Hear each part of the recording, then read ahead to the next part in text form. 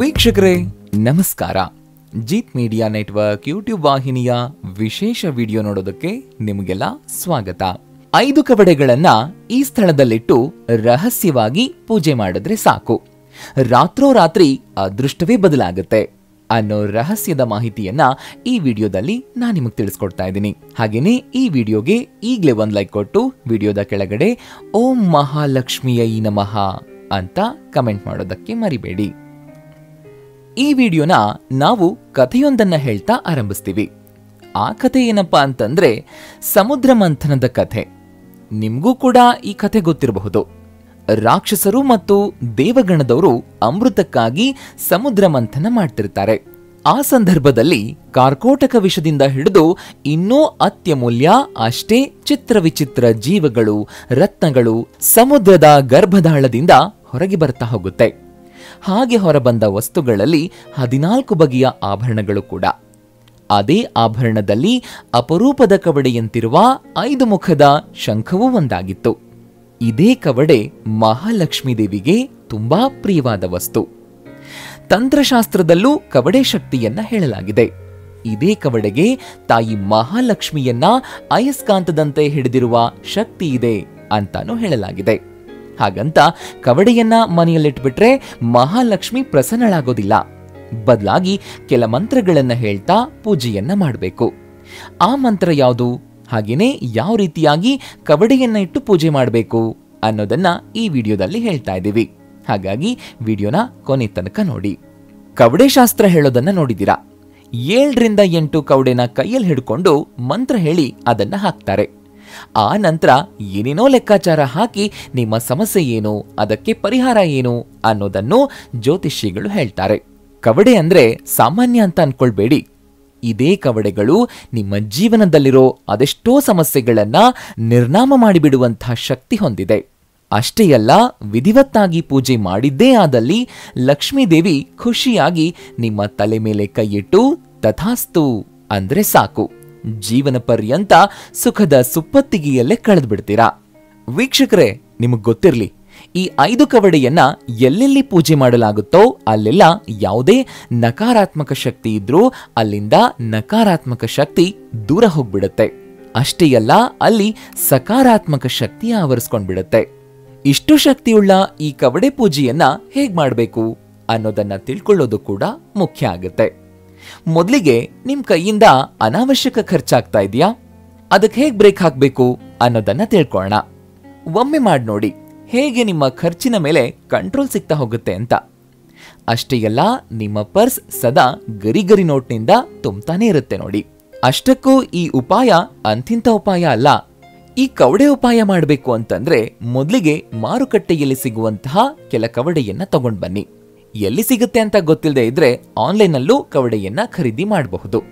ಅದ್ರ ಬೆಲೆ ಅಬ್ಬಬ್ಬ ಅಂತಂದ್ರೆ 50 ರೂಪಾಯಿಗಳೇನೋ ಇರುತ್ತೆ. ಹಾಗೆ ತಗೊಂಡು ಬಂದ ನಂತರ ಅದನ್ನ ತೊಳೆದು ಇಟ್ಬಿಡಿ.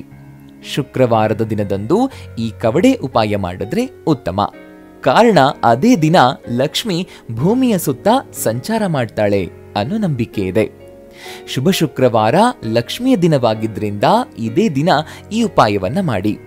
ಶುಕ್ರವಾರದ ಸಂಜೆ ಸೂರ್ಯಾಸ್ತ ಆಗೋ ಮುನ್ನ ಸ್ನಾನ ಮಾಡಿ ಶುದ್ಧರಾಗಿ ಕೆಂಪು ಬಣ್ಣ ವಸ್ತ್ರವನ್ನ ಧರಿಸಿಕೊಂಡು ದೇವರ ಕೋಣೆಯಲ್ಲಿ ಕೆಂಪು ಬಟ್ಟೆಯನ್ನ ಹಾಸ್ಕೊಂಡು ಕೂತ್ಕೊಳ್ಳಿ. ದೇವರ ಕೋಣೆ ಇಲ್ಲದೆ ಇದ್ರೆ ಲಕ್ಷ್ಮೀ ಫೋಟೋ ಎಲ್ಲಿರುತ್ತೋ ಅಲ್ಲಿ ಕೂತ್ಕೊಂಡ್ರೆ ಸಾಕು. ಹಾಗೆ ಕೂತ್ಕೊಂಡ ನಂತರ ಲಕ್ಷ್ಮೀ ದೇವಿಯ ಫೋಟೋ ಮುಂದೆ ತುಪ್ಪದ ದೀಪವನ್ನ ಹಚ್ಚಿ ಆ ದೀಪದ ಜ್ವಾಲೆ ಪೂರ್ವದತ್ತ ಇರುವಂತೆ ನೋಡ್ಕೊಳ್ಳಿ. ನೀವು ಮಾರುಕಟ್ಟೆಯಿಂದ ತಂದಿಟ್ಟಿರುವ ಕವಡೆಯನ್ನ ಬಲಗೈಯಲ್ಲಿ ಹಿಡ್ಕೊಂಡು ಲಕ್ಷ್ಮೀ ದೇವಿಯ ಮುಂದೆ ಭಯ ಭಕ್ತಿ ಅಷ್ಟೇ ಶ್ರದ್ಧೆಯಿಂದ ಪ್ರಾರ್ಥನೆ ಮಾಡ್ಕೊಳ್ಳಿ. ಅದರ ಜೊತೆಗೆ ಮಹಾಲಕ್ಷ್ಮಿಯ ಬೀಜ ಮಂತ್ರವನ್ನ 11 ಬಾರಿ ಹೇಳಿ. ಆ ಬೀಜ ಮಂತ್ರ ಓಂ ಮಹಾಲಕ್ಷ್ಮಿ ನಮಃ ಈ ಮಂತ್ರ ಹೇಳಿ. ಆ ಕವಡೆಯನ್ನ ನಿಮ್ಮ ಪರ್ಸ್ನಲ್ಲಿ ಭದ್ರವಾಗಿಟ್ಕೊಂಡ್ಬಿಡಿ. ಈ ಉಪಾಯ ಮಾಡೋದ್ರಿಂದ ಏನಾದ್ರೂ ಗ್ರಹದೋಷ ಇದ್ದಿದ್ದೇ ಆದಲ್ಲಿ ನೀವು ಅದರಿಂದಾನೂ ಮುಕ್ತರಾಗ್ಬಿಡ್ತೀರಾ. ಇನ್ನು ನಿಮ್ಮ ಶುಕ್ರ ಗ್ರಹ ದುರ್ಬಲ ಆಗೋಗಿದ್ರೆ ಆ ಗ್ರಹವನ್ನ ಬಲಿಷ್ಠವಾಗಿರೋದಕ್ಕೆ ಈ ಕವಡೆ ಉಪಾಯವನ್ನ ನೀವು ಮಾಡಲೇಬೇಕಾಗುತ್ತೆ. ಕಾರಣ ಶುಕ್ರ ಗ್ರಹ ಬಲಿಷ್ಠ ಆಗೋಗ್ಬಿಟ್ರೆ ನೀವು ಯಾವ ಕೆಲಸ ಕೈ ಹಾಕಿದ್ರೂ ಅದರಲ್ಲಿ ಯಶಸ್ಸು ಸಿಗೋದು ನಿಸ್ಸಂದೇಹ. ಜೊತೆಗೆ ರಾಹು ಕೇತು ಇವು ಶುಕ್ರ ಗ್ರಹದ ಬೆನ್ನೆಲುಬಾಗಿ ನಿಂತುಬಿಟ್ರೆ ಆ ವ್ಯಕ್ತಿಯ ಅದೃಷ್ಟವೇ ಬದಲಾಗೋಗ್ಬಿಟ್ಟಿರುತ್ತೆ. ಇನ್ನೊಂದು ವಿಷಯ, ಶುಕ್ರ ಗ್ರಹದ ನಿಯಂತ್ರಣ ಮಹಾಲಕ್ಷ್ಮಿಯ ಬಳಿ ಇರುತ್ತೆ. ಆದ್ದರಿಂದ ನಿಮ್ಮ ಶುಕ್ರ ಗ್ರಹ ಸದಾ ಶಕ್ತಿಶಾಲಿಯಾಗಿ ಇರುವಂತೆ ಮಾಡಿ. ಅದಕ್ಕೇನ್ ಮಾಡಬೇಕು ಗೊತ್ತಾ? ಮೊದಲು ಶುಕ್ರವಾರದಂದು ಬೆಳಗ್ಗೆ ಎದ್ದು ಸ್ನಾನ ಮಾಡಿ ತಾಮ್ರದ ಕಲಶದಲ್ಲಿ ನೀರನ್ನ ತುಂಬಿಟ್ಕೊಳ್ಳಿ. ಆ ನೀರನ್ನ ಅರಳಿ ಮರಕ್ಕೆ ಅರ್ಪಿಸ್ಬಿಡಿ. ಕೈಯಲ್ಲಿ ಒಂದು ಕವಡೆಯನ್ನ ಹಿಡ್ಕೊಂಡು ಪ್ರಾರ್ಥನೆ ಮಾಡಿ ಆ ಮರದ ಎಡಗಡೆಗೆ ಆ ಕವಡೆಯನ್ನ ಬಿಸಾಕ್ಬಿಡಿ. ಅಷ್ಟಕ್ಕೂ ಇದೇ ಮರದ ಬಳಿಗೆ ಯಾಕೆ ಹೋಗ್ಬೇಕು ಗೊತ್ತಾ? ಇದೇ ಮರದಲ್ಲಿ ತಾಯಿ ಲಕ್ಷ್ಮಿ ಹಾಗೂ ವಿಷ್ಣು ವಾಸ ಮಾಡ್ತಾರೆ ಅನ್ನೋ ನಂಬಿಕೆ ಇದೆ. ತಾಯಿ ಲಕ್ಷ್ಮಿಯನ್ನ ಪ್ರಸನ್ನಳಾಗಿ ಮಾಡಬೇಕು ಅಂತಂದ್ರೆ ಈ ಮರಕ್ಕೆ ನೀರ್ ಹಾಕಿದ್ರೆ ಸಾಕು. ಇನ್ನು ಈ ವಿಡಿಯೋದಲ್ಲಿ ನಾವು ಹೇಳೋದಕ್ಕೆ ಹೊರಟ ಮುಖ್ಯ ಕವಡೆ ಉಪಾಯ, ಇದನ್ನ ಪ್ರತಿಯೊಬ್ರು ಮಾಡಿ ನೋಡ್ಲೇಬೇಕು. ವಿಶೇಷವಾಗಿ ವ್ಯಾಪಾರ ಮಾಡುವವರು ನಾವು ಹೇಳ್ದ ಹಾಗೆ ಮಾಡಿದ್ರೆ ಸಾಕು. ನಿಮ್ಮ ವ್ಯಾಪಾರ ರಾತ್ರೋರಾತ್ರಿ ದುಪ್ಪಟ್ಟು ಮಾಡಿಬಿಡುವಂತಹ ಕವಡೆ ಉಪಾಯ ಇದು. ನೀವು ಗಮನಿಸಿದ್ದೀರಾ, ಕೆಲವೊಮ್ಮೆ ವ್ಯಾಪಾರ ತನ್ನಿಂದ ತಾನೇ ಡಲ್ ಆಗ್ತಾ ಹೋಗುತ್ತೆ. ಕೊನೆಗೆ ಬಾಗಿಲು ಮುಚ್ಚುವಂತ ಸಂದರ್ಭ ಕೂಡ ಬರುತ್ತೆ. ಅದಕ್ಕೆ ಮುಖ್ಯ ಕಾರಣ ಏನು ಅಂತಂದ್ರೆ ಯಾರದ್ದಾದ್ರೂ ಕೆಟ್ಟ ದೃಷ್ಟಿ ಬಿದ್ದಿರತ್ತೆ.